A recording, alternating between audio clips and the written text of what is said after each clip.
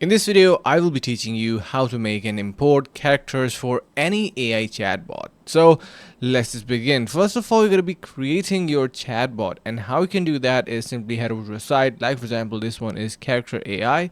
Once we are here, you're going to be simply heading over to this create a character option and click this character option.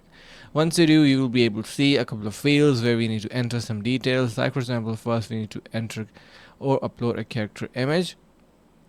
Once this is uploaded, nice to go, then what we need to do is we need to simply enter the other information like character name, details, tagline, description, and everything. I have already created a character.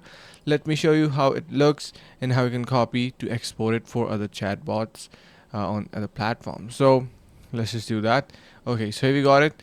Now what we do is simply click on these three dots, or what you need to do is you can see we have the option to customize it, and to customize it simply click on these three dot, not actually those.